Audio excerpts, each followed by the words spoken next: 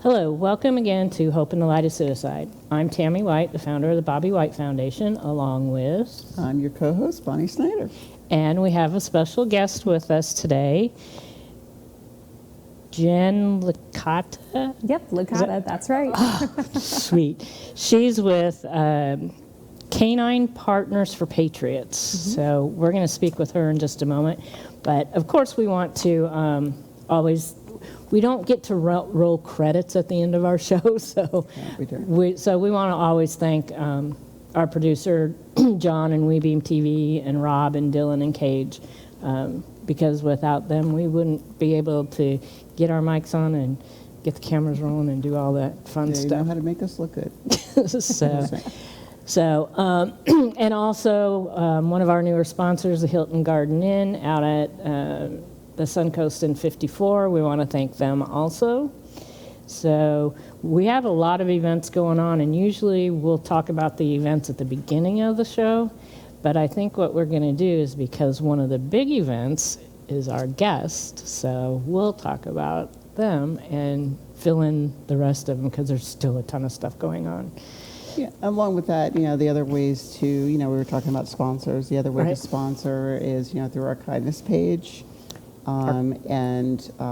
Tammy, let me do this the other day, and I was like, I actually did it. You did really good. really good. I'm so used to Tammy doing this piece. But your kindness page, where there's the different levels that are preset, or you can go in and put in an amount that you're comfortable with. I mean, even if it's $1, every $1.50 helps.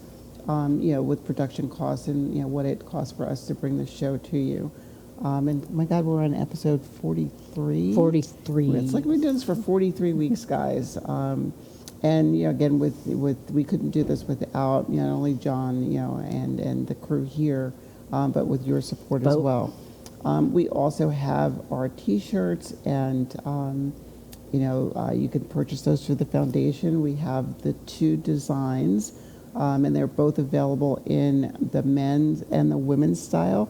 The crew neck is the men's. V-neck is the more form-fitting for us ladies who got to hit them curves just right. But, again, whether it's the T-shirts, whether it's our kindness page, or direct donations. I was like, you just want to put a check in the mail? Yeah, you could do that. That works too, but every little bit helps. And actually, I do want to do one little plug. At a local organization that actually I was president of for 4 years, Business and Professional Women Calusa, they're actually closing our local club, and so they had monies that they had to disperse, and they chose 5 or 6 local nonprofits, and our foundation was the recipient of a really nice check last night. So that was it's really nice to see other organizations supporting each other. So, but yeah, a check in the mail would be really sweet. We also just recently had our painting with a purpose. Oh, that's right. Yeah, that was just, I joke when I'm doing my regular work, and I'm drawing things on the board. I always tell people I'm not an artist by any stretch of the imagination. That's what almost every woman said that was there. I am not an artist. But we did this painting for a purpose where, we went into painting with a twist in Trinity. And Ivy, the artist who was helping us, guiding us through this process, I was like, oh, she was so funny. Like, I love the different personalities that she adopted, while we were doing that. But it was wine, pizza, and painting. Like that's a combo. Great combo. And the other organizations that we're members of, we were still talking about it this morning. So, and we are planning on doing another one in the springtime, so we'll keep people a heads up for that one also. But it was fun. It was a lot of fun. You've heard us talk about the neon dragonfly, which was the picture that we chose to paint, that dragonfly having a lot of symbolism with loss and whatnot. It's like funny. I look at mine and I was like, this is an abstract butterfly. I keep saying butterfly, dragonfly. Maybe because mine looks more like a butterfly, dragonfly. It looks like a dragonfly. But again, it was a lot of fun, and I think I remember hearing you say surprised that you were the foundation was handed the check that night. Yeah, like, it was all over. It's like, oh, I hope you guys had fun, and oh, by the way, here's your check. I almost started crying. It was all I could do to keep a straight face. Yes. During that, so that was it was, and we want to thank them too, because they really worked with us a lot for that event. And then Art for Hope, and I'm gonna turn Art to Hope over to you.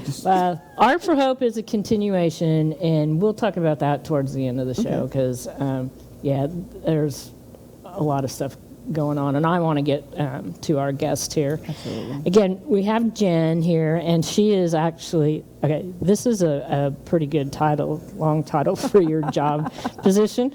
Strategic Partnerships Manager for Canine Partners for Patriots. That is right. So welcome, Jenn. Absolutely. Thank you so much for having me today. I really appreciate it. Well, we found actually Kim Romanowski from 9 Round. Yes.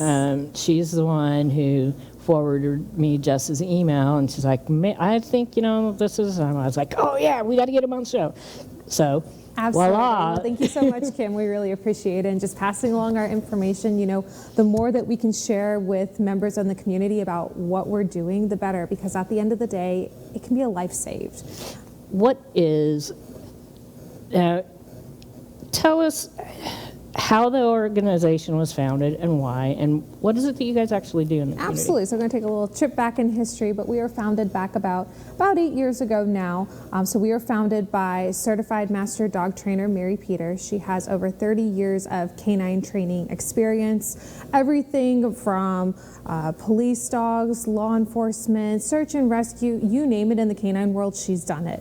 And she's incredible at that. She is actually a canine behavioralist, which is a very unique thing too. So her understanding of dogs far surpasses the average person, to say the least. But she had her own for-profit dog training business, and she kept seeing time and time again veterans were being referred to her. And a lot of times someone told the veteran somewhere along the way, get a dog, it's going to help.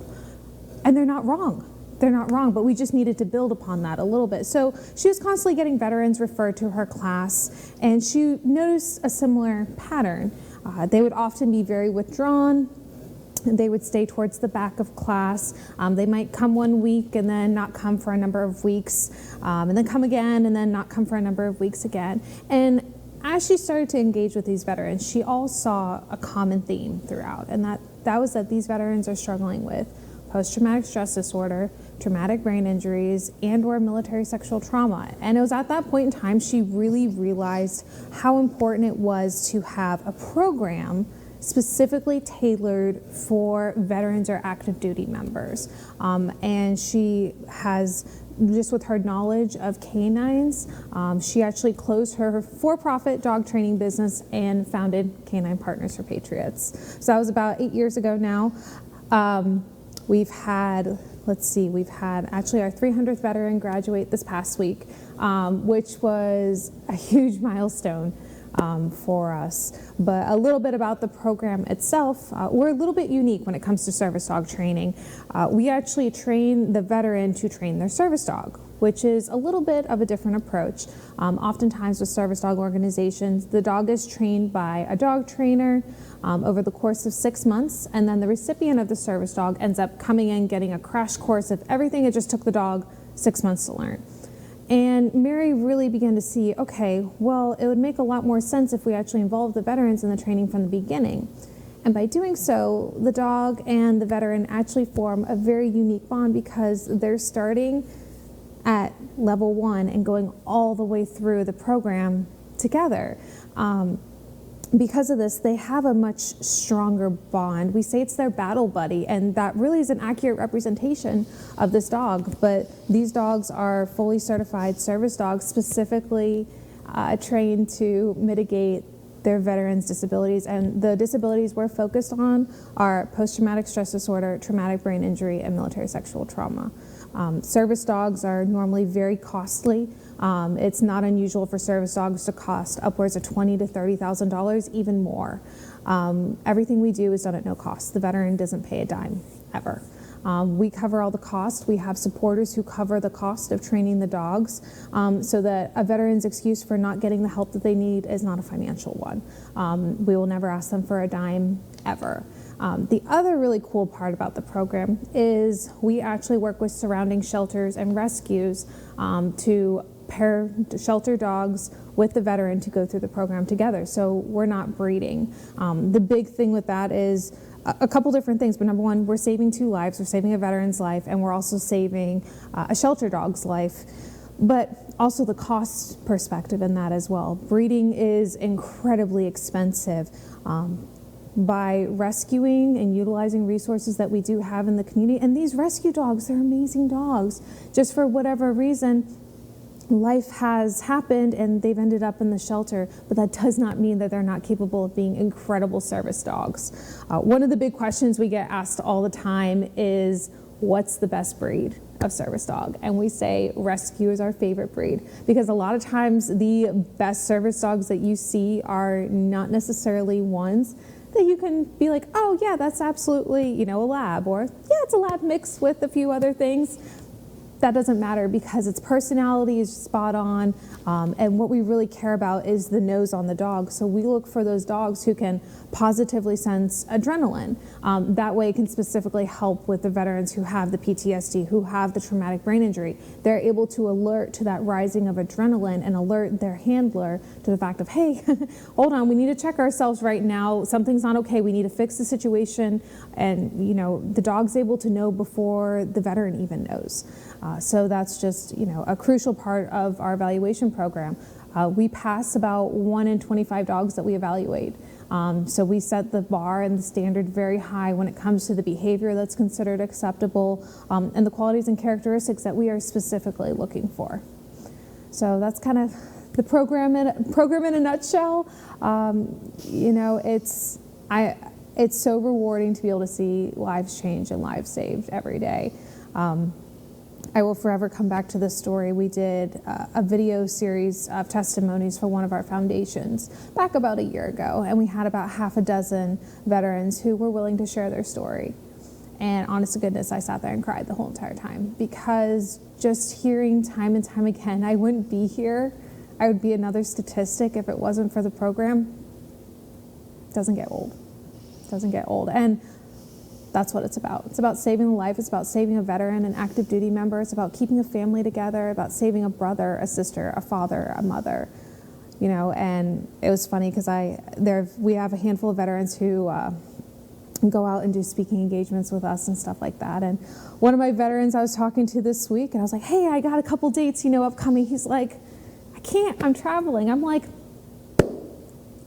I want to be annoyed, but that's what we want.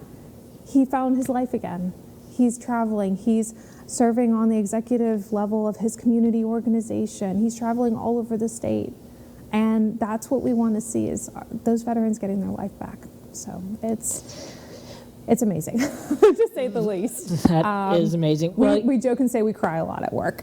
Well, we have our veteran here, and I was married to a Vietnam veteran years ago, and there was nothing like that for us back then. No, not at all. And it would have been amazing, for him to have something Absolutely. like that. I'm married to a veteran as well, and I don't think we do enough for our veterans. Thankfully, we're making progress in the right direction, which is amazing, especially when it comes to the mental health. The mental health of our veterans is something that we need to talk about and not be afraid to speak out about. Exactly. And I applaud you all for what you're doing regarding mental health, because it takes all of us coming together as one voice to really amplify the importance of mental health. I think especially coming off of 2020, I'm sure you all have seen, but 2020 did a number on our veterans. If our sole mission and purpose is to bring our veterans out of isolation, and 2020 had the exact opposite impact, and that's what we don't want. and just bringing hope and light and, a life back to these veterans and that sense of purpose again. It's so crucially important. I think that's amazing what you guys are doing. And we've often said on the show with other guests that we've had, this issue is so big that huge. it takes all of us. It takes Yes. all of our organizations because there's not a one of us that can tackle this on our own. No, the It's gonna problem take is all of far us. greater than one of us, and that's why it's so important that we come together as a community and really, we're being a voice for those who may not have a voice. And that's what's important. And, shining light on the issues that are at hand so that one day, no one has to wonder where to get the help that they need. We can decrease that suicide number. We're losing 22 veterans and active duty service members every single day. Mm-hmm. And that just breaks my heart because these are men and women who have sacrificed so much for our country, but yet they don't feel that they're getting the help that they need to be able to combat this, that oftentimes they face once they come back to the civilian life and everything. And, we got to make a dent in that number. We got to get that number down. I love going out and speaking with the community because if one more person gets to hear about our organization, it can be a life saved. And that's what it's all about. I think one of the biggest, issues, as Tammy pointed out, and you and I, shared a little bit, before we came on camera, that as a veteran myself, looking at the statistics, as it affects vets, and I'm like, as you're talking, PTSD, MST, and TBI, and I'm like, I have the trifecta, and but for me, it's like the PTSD and the MST, because that was during active duty, the TBI, that was I was retired, then that was a motorcycle crash, but I think what I find, even as a veteran myself, and I'm going to pose this as a question to you, like, how does a veteran go about finding you? Mm-hmm. Because oftentimes, in my work, and again, we share, I am a mental health professional. And there are times, that I hear, like with the organization that I work for, well, you're a vet, where are the resources? Yeah. And sometimes, especially when it comes to mental health, I take pause and I'm like, wait a minute, let me think about this for a moment. Where are they? Because, excuse me, going through my own, journey and struggles through, things that I experienced, when I was in, and those residuals, and then, of course, losing my grandson, losing my son, other people.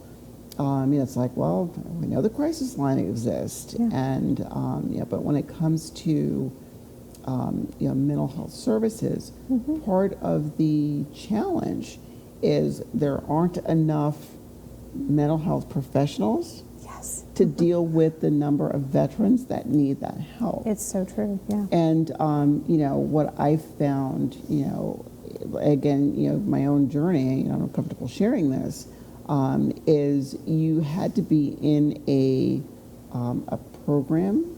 It's like, oh, we're going to put you into this treatment modality, and, well, that guarantees you for the next, 10 weeks, 8 weeks, 18 weeks, you're going to see somebody, but then what happens afterwards? Yeah, and that's often a lot of times, it's like, okay, you have a 6-week program, but then what? A lot of what we're focused on, and, this falls under my strategic partnerships, but it's outreach. We've really stepped up our game as far as outreach, specifically following COVID, because we want to be able to meet our veterans where they're at. And that is so crucially important. That's why we do a lot more work down in South Tampa, being able to meet those veterans exactly where they're at. Because you're not necessarily, they may not always come into a mental health center. You got to find the veterans where they're at and let them know. A lot of it is just educating about the program. That's why we're so thankful for opportunities like this where we get to share about the program, because it may not necessarily be a direct reflection or a direct service that you could benefit from, but who's to say your neighbor's nephew didn't come back from serving 5 tours and that this is something that they would very much need. It's that word of mouth. That word of mouth is so powerful when it comes to referrals, especially, regarding a program such as this, and the number of veterans we've actually gotten into our program as a direct referral from another veteran because they were like, oh, where did you get your dog? It's like, oh, Canine Partners for Patriots. You got to check them out. They're an amazing organization. But it's that positive word of mouth that really helps us to be able to further that reach and being able to, once again, just meet our veterans exactly where they're at. So can you walk, the audience through the process where, okay, so I'm a vet. Yep. And somewhere in the grand scheme, in the midst of a conversation, say Tammy and I are in a conversation, and, I was like, I'm going through some stuff, and I think I want a dog. Yeah. And Tammy looks at me and says, guess what? I got the perfect solution. Yeah, and exactly. Exactly, and it's so Miss Veteran comes to Jenn and says, hey, what you got for me? Absolutely. Walk us through that process. So we've really streamlined it because we want it to be as easy and non-tedious as possible. So our application is actually completely on our website. So caninepartnersforpatriots.com, and you'll see Veterans Start Here. And you're going to click on there, and it'll walk you through just kind of some of the basic questions that people have about the organization and everything. And then there will be an option for you to go ahead and start the application. It's a relatively short application. It's not very long. We do have 3 requirements for the program. So you need either service-connected or service-related post-traumatic stress disorder diagnosis, traumatic brain injury diagnosis, or military sexual trauma diagnosis. It does not have to be from the VA. It can be from a private doctor, which is a really big thing because a lot of times when veterans do come to us, they're in the process of trying to get the VA to acknowledge it as service-related or service-connected, and we are very understanding of the fact that that can take months. If not years sometime, and more frequently, more so a matter of years. And we don't want that to hinder the veterans who have a service-connected or service-related that's been acknowledged by a private doctor from getting the help that they need. We want them to start getting the help as soon as possible. So we have that requirement. We do require an honorable discharge. And then a clean background check as well. We are dealing with veterans who have experienced military sexual trauma. It's of utmost importance to us that we keep a safe environment at all times. All of our staff goes through background checks, all of our volunteers, all of our veterans, because we have to keep that safe environment of healing. Specifically for our veterans. We have a sign over one of the doors that Mary, our founder, had made that's just a beautiful sign, and it says, "Through these doors lies hope and healing." And we really ensure that all we're doing lives up to that through these doors is hope and healing. Once the veteran submits their application online, there's a few pieces of paperwork like their DD-214 that they'll need to submit, their diagnosis paperwork, and then our veteran liaison, who's actually gone through the program himself, actually will contact the veteran and bring them in for an interview. So at that stage, it's kind of a mutual expectation of here's what to expect of the program, here's what we expect of you, here's what you can expect of us. We discover if they need a dog. So we kind of go through, okay, do you need a dog? What kind of requirements do you need in a dog? Do you need a larger dog for mobility purposes? A lot of our veterans who do have traumatic brain injury need that larger dog for mobility purposes, or maybe a smaller dog is more suitable if they don't have that need. So after they've met with the canine acquisition team and assessing those needs and everything, they actually come in for a 3-week orientation period. So it allows them to become familiar with the organization. It also shows their sincere interest and commitment to the program. Because it is a 6-month program, it is a hefty commitment. It is a lot of time. Our veterans put in over 365 hours of training into their dog by the end of the 6 months because they do 2 hours of training minimum every single day, and then they come to class as well, which is on a weekly basis. So once they come in, they go through their orientation period. Once their orientation period is met, or we at that point will then pair them with a dog. Sometimes they've already met the dog prior. Sometimes it might be a newer dog that comes in. It just depends on the veteran's assessment and what exactly they're looking for. But we really allow the dog to pick the veteran. And kind of like I was mentioning earlier about the heightened adrenaline, we look for those dogs who can sense that heightened adrenaline.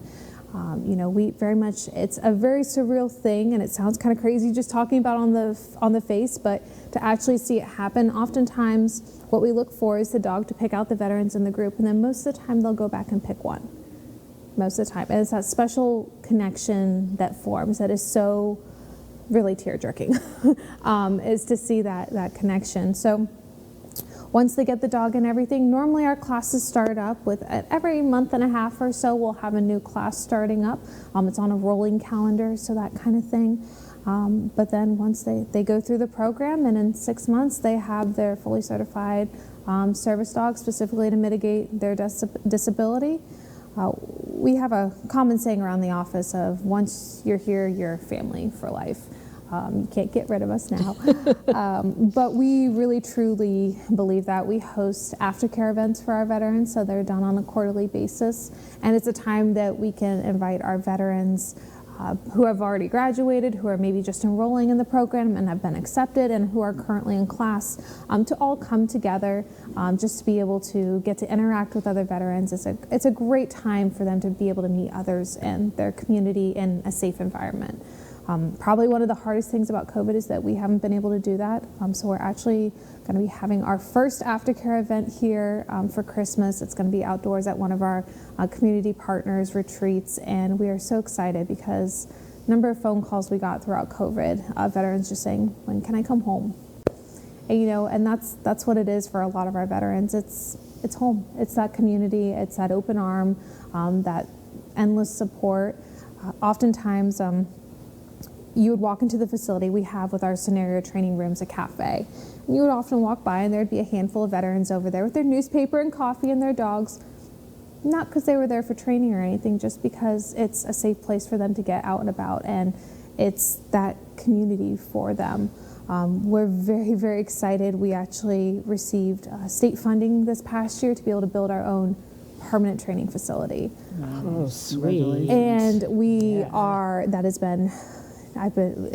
putting blood, sweat, and tears into this training facility because it allows us to be able to continue to serve veterans for generations and generations and generations to come.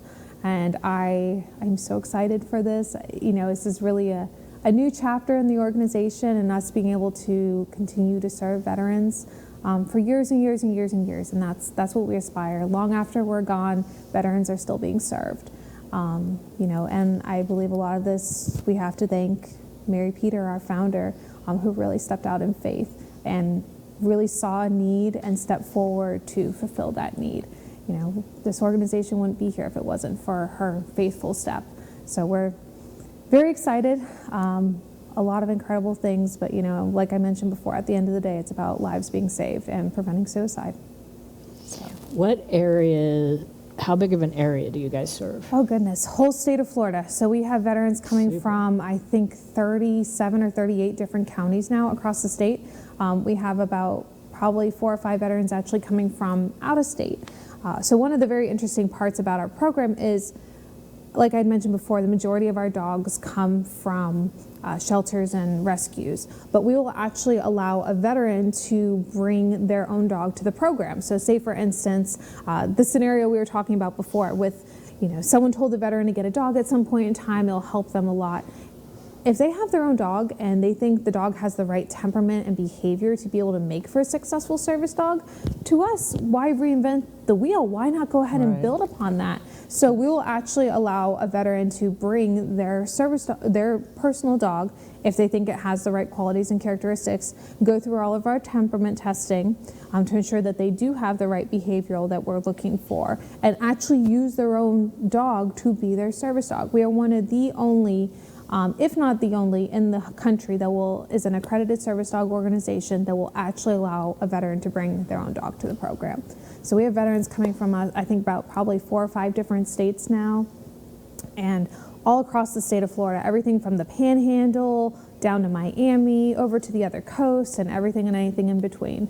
But the bulk of our veterans definitely come from the greater Tampa Bay area. But the greater Tampa Bay area as a whole has a tremendous amount of veterans, especially in a densely populated area with our Air Force Base MacDill and everything. And a lot of veterans end up residing here. And Florida, I believe, is the 3rd largest state as far as a veteran population across the country. So we definitely have more and more veterans, even here on a local level, that we're ready to serve. So when you say, I hear you say, the something you said a minute ago, and I'm looking at it just like, wait a minute, how does that work?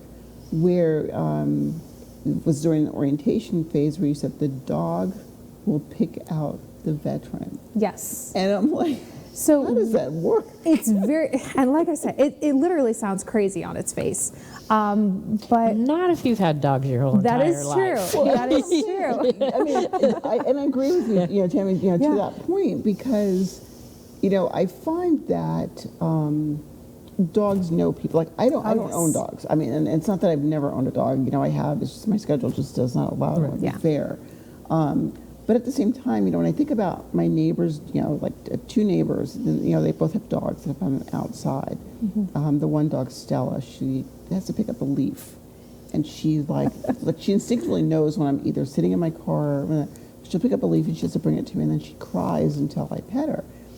And, that kind of sparked me when I'm hearing you say the dog picks the person, because, it's like, well, how does that work? So think of it kind of simple. Okay, like when you're out and about and you meet someone and you kind of have like an instant connection.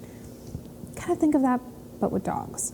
And, we look for that veteran and that dog to have kind of that unique spark or that unique bond. And it's, like I said, it sounds kind of crazy on its face, but to actually see it happen is a lot of times that dog ends up just kind of picking someone, and they just have kind of a very unique interest in that one person, and it's tear-wrenching to watch.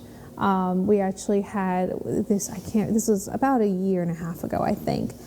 We actually had one of the local news stations that was coming out to do a story on us and everything, and they actually caught on camera the whole dog matching interaction.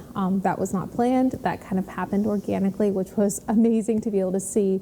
But to see that dog go around and, it noted the veterans that were sitting down, and then it went back and it just happened to pick one, and it just kind of came back and he sat at his feet, and he just kind of put his head in his lap. And it was, oh my gosh, there was not a dry eye in the office. It was. Oh, I could imagine. But to see that, and like I said, it sounds a little bit crazy, but dogs tend to pick their people more times than not. Service dogs aside, oftentimes that's the case. You hear people going to shelters, and it's like, I wasn't going to look at this dog, and this dog literally came and picked me. And it's like, yep, he probably did. He sensed something special, and just that instant connection, that instant bond form. And there's something very special too on the side of the veteran of the dog picking them. It's a special feeling at that, but it's. We have a lot of dogs that we evaluate, but we ensure that we set the standard and the bar very high when it comes to the quality of service dogs that we're putting out there in the community. If you see a Canine Partners for Patriots service dog, that dog is going to be top notch, best of the best training, the best of the best behavior, and know that so much love went into that, into the training, and into making that veteran's life better. So the dog. Again, I guess, to re-ask the question, the dog goes through training before it's matched? Nope, they go through it together. So, I guess what I'm understanding then is that you go to the shelter, you do a vetting, per se, of the dog. Yep. Dog comes back to our facility. To your facility. And the training doesn't start until they're matched with the vet. Exactly. Oh, that's okay.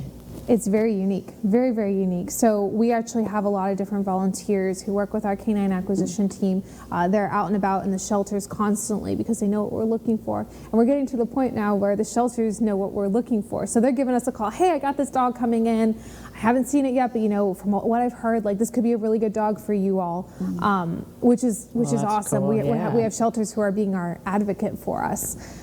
So we go and we'll do a quick assessment at the shelter. As long as nothing stands out terribly wrong, we'll go ahead and bring the dog back to the facility, and then we'll do the full assessment at that point. And once the dog actually goes through the full assessment, we don't have kenneling on the premises.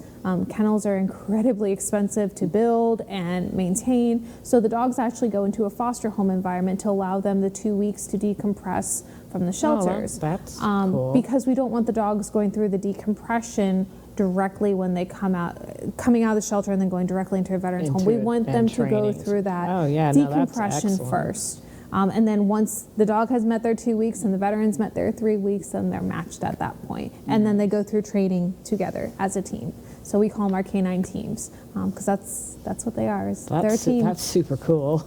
You know, to me, it was a, you know, you did a what is the term, Throwback Thursday, is it? Is it?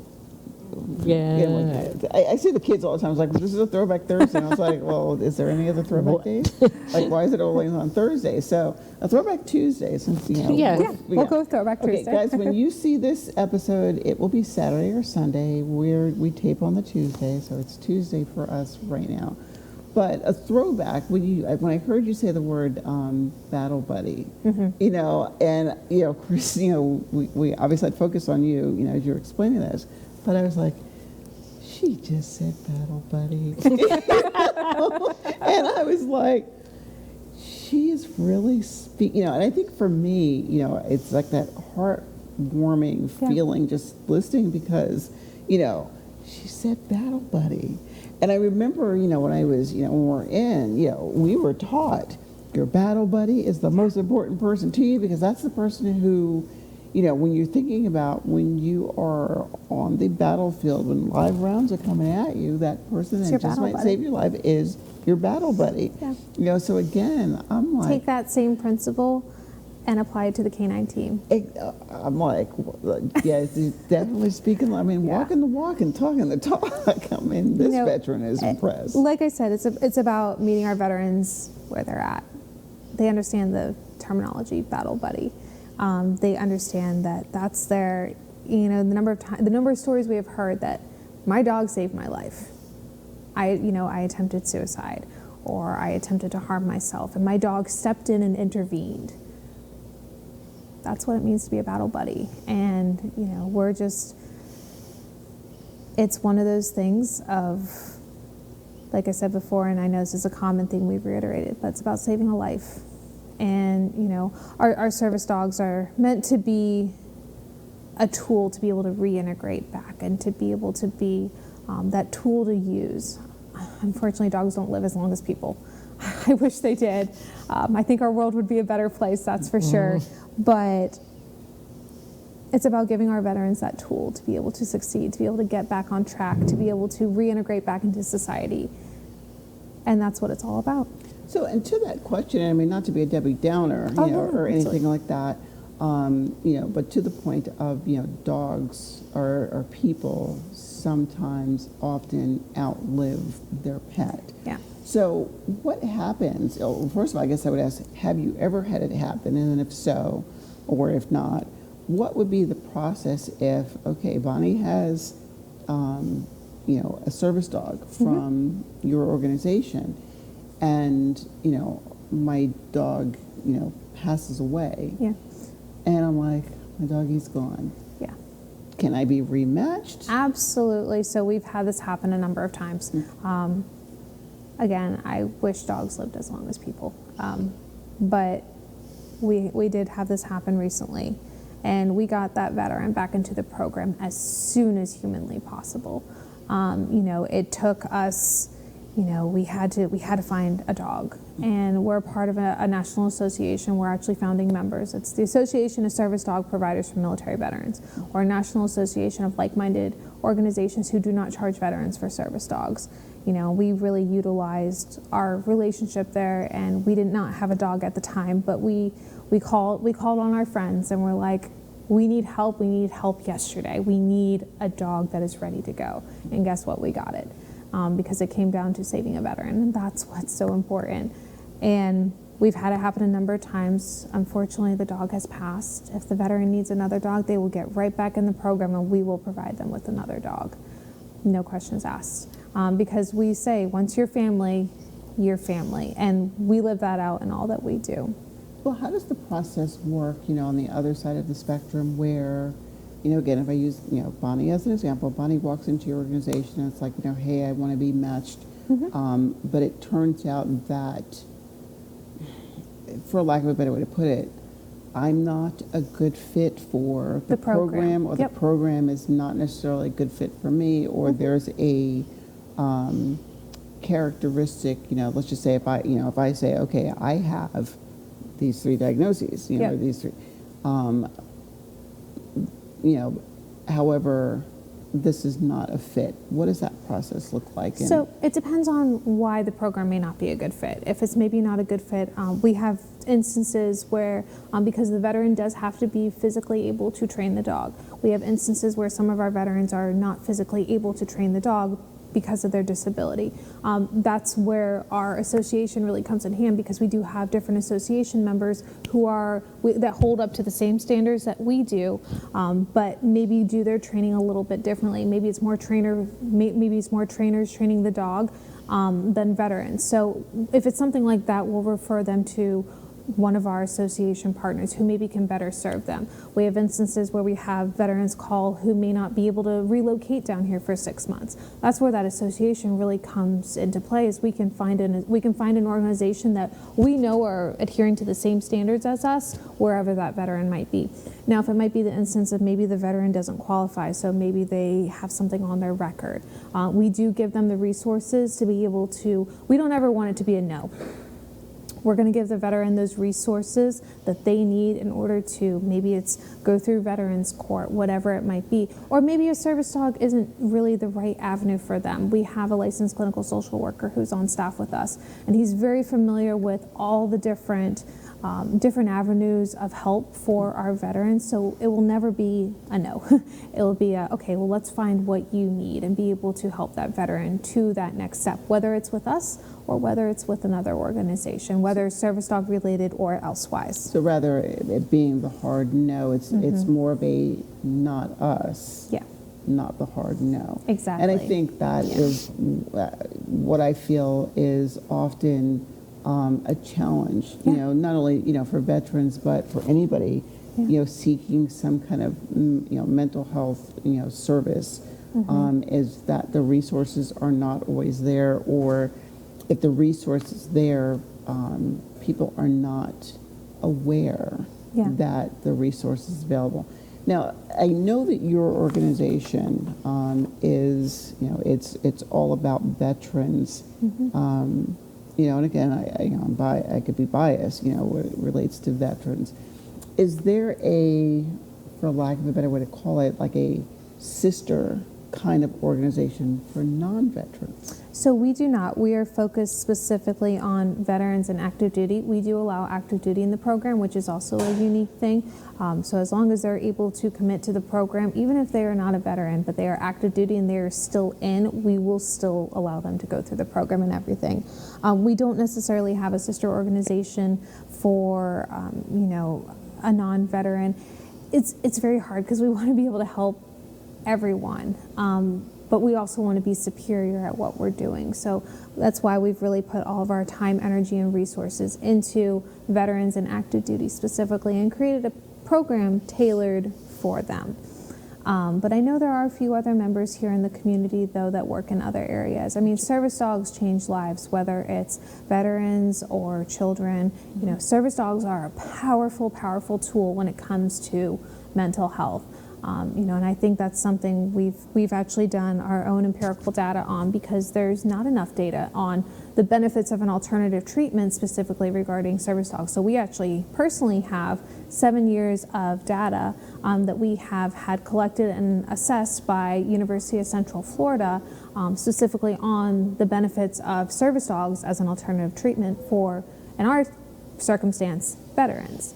But to answer your question, we don't have a sister organization. This is our sole focus. So I guess a follow-up question to that is, when I'm thinking about, non-veterans, what involvement, if any, does the veteran's family play? Because when I think of, I was a single parent through the military, and sometimes I hear something said to my children, like, are you guys going to join? We did our service with you, Mom. Yeah. Or you have the, veteran who, is, got the, disability, or falls into that, I'm coming over there. If their, spouse or child, they're dependent, what role, if any, do they play in this process, or what involvement do they have, if any?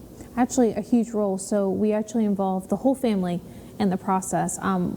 like I mentioned, our licensed clinical social worker that is on staff, he actually hosts a spouse group that is specifically for spouses in the program and spouses only. They kind of have their own little community, which is important. We invite the spouses out to all of our events. The spouses are allowed to come to training and watch. It really is a whole family environment. We involve the whole family in it. You know, sometimes it's the spouse, sometimes, you know, we've had instances where it's the kid. Whoever that might be, we do involve the whole family in the training process and everything. The primary caregiver. Yep, gotcha. Absolutely. Gotcha. But no, it's important that we support the family as well. You know, and the family has oftentimes working with a loved one who has PTSD or who has traumatic brain injury or military sexual trauma that poses its own challenges. So it's important that we're able to support them as well and give them the resources that they need to really be able to succeed and to be, you know, the best caregiver that they can be. So. I know. It's like, what do you say? I mean, it's... How do you follow up on this? Well, how about this? Do you guys have an event coming up? We do. I am so excited about it. So we have our 4th annual 5K, which is coming up in less than 3 weeks. So it's going to be on November 13th. It's over at Starkey Wilderness Park in Newport Richey. You can register online, go onto our website, caninepartnersforpatriots.com. Scroll down just a little bit and you'll see the register for the 5K. We are so excited about this. The 5K has always been kind of my baby. And last year we had to do it virtually, obviously, with COVID and everything. So we are very excited to be back in person this year. We do have a virtual component because we know there's a lot of other events going on in the community that day. So if you are not able to attend, but you would like to join virtually, it's a very unique thing. You can sign up to join. You still get the shirt, you get the medal, but you can go out and run the 3.12 miles on your own time. But we have a good amount of our supporters are coming out. I believe race registration costs are going up here, I think, at the end of the week. So if you are wanting to register, now is most definitely the time. I believe the time that this airs, it might have already gone up, but regardless, register as soon as possible so you can secure your spot. We are so excited to be back out there this year and to be over at Starkey Wilderness Park. It's a beautiful park if you all have never been out there. We'll be back by the day rental area. We actually have that whole area reserved. And it is going to be an absolute incredible time. Again, it's March 13th. Think of it kind of as a late Veterans Day celebration. November. Or I'm sorry. Apparently, I'm wishing the year away already. November. We are marching along. Yes, that's where it was coming from. So November 13th, if you would like to run, you can run. If you don't want to run, you can walk. We have folks that come out with their walkers and all and do the 3.12 miles.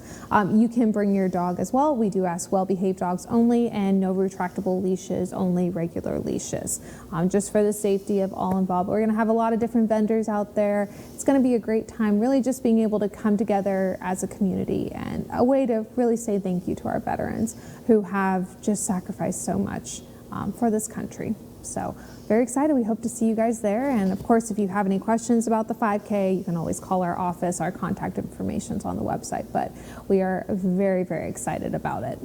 And we're going to be there this year. Yes, you guys are going to actually be there this year. So the Bobby White Foundation is going to be out there with a table as well. So it's a great opportunity to be able to learn about them and a lot of other members of our community, oftentimes who directly service our veterans. I know one of our big sponsors, he specifically does veterans disability law. So, you know, it takes a village when it comes to our veterans. We all have our own little slice of the pie, as I've heard it say. You know, our little slice of the pie is service dogs, but it takes us coming together as a whole, really reiterating the importance of our veterans and mental health that goes along with it.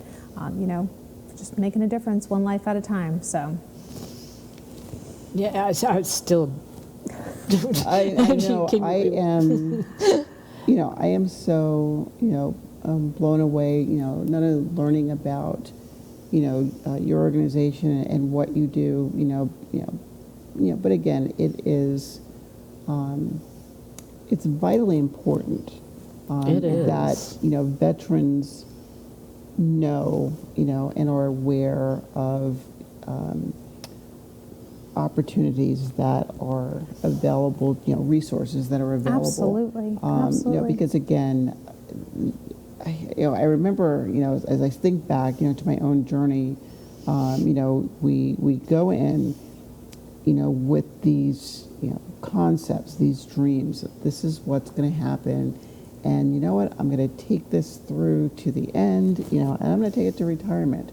And a lot of us, sit back and we're like, yep, gonna do 20, because that was that magic number.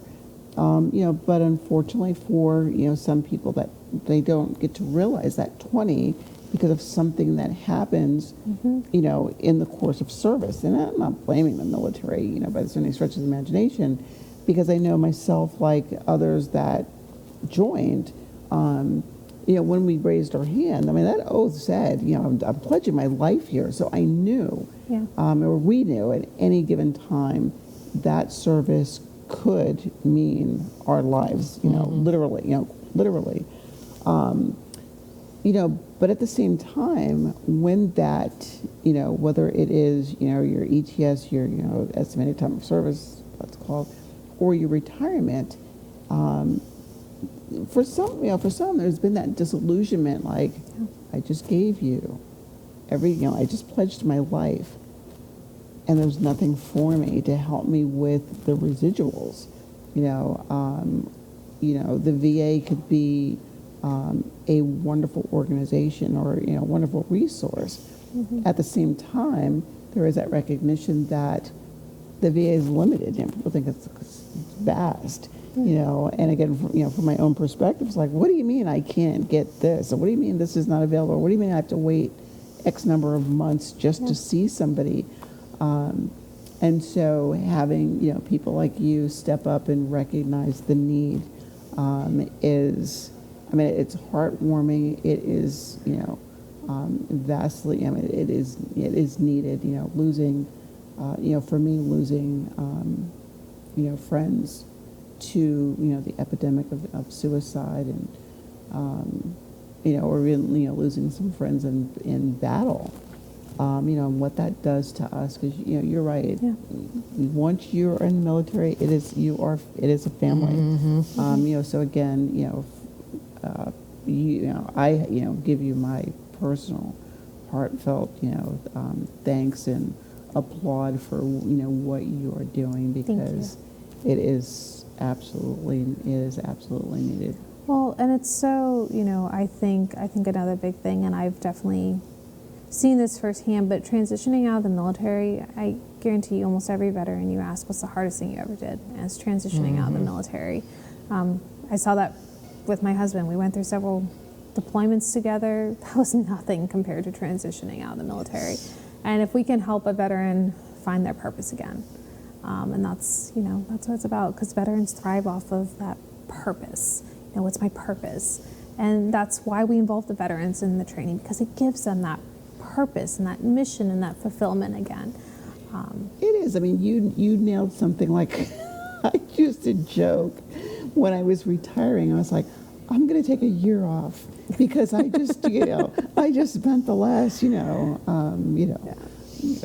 I retired a year and a half early, with a disability. So I got to retire, at 18 and a half.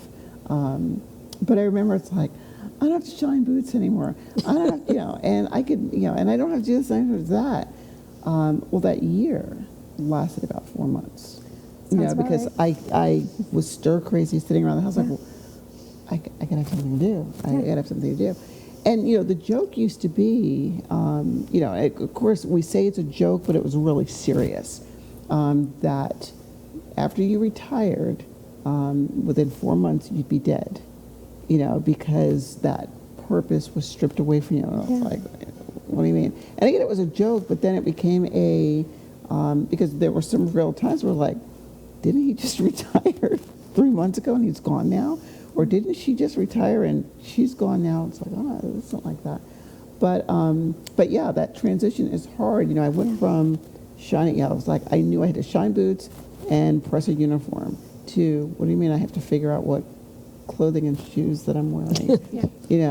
I went from being extremely structured to, I still consider myself structured, but that structure is gone to a degree. You go from, like I said, you know what you're expected to do, to, because somebody's telling you, to, well, yeah, somebody's telling you, but it's extremely different. Yeah.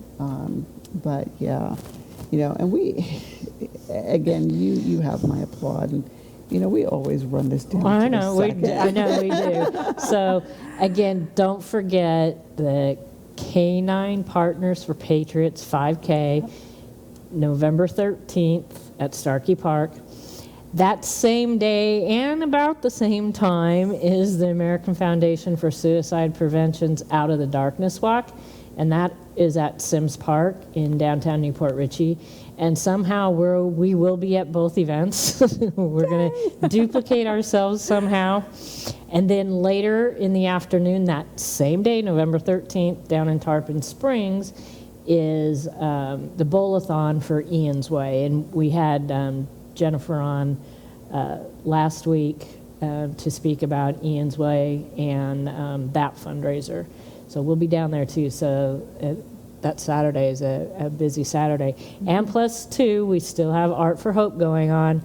So probably the best thing to do is to hit up our website, see what's going on. We're still adding artwork. In a couple of weeks, hopefully, we'll be having an online auction from the studio here. Details to kind of be announced because there's just so much to do. And and in the interim too, please remember, we do have the numbers to call, the suicide hotlines and whatnot. Please, as we always say, put those in your phone. Don't be afraid to reach out. And as we wind this out, as Tammy and I always say when we end it out, There's always hope. Thanks for joining us. Thanks, Jen. Absolutely. Thanks for having me.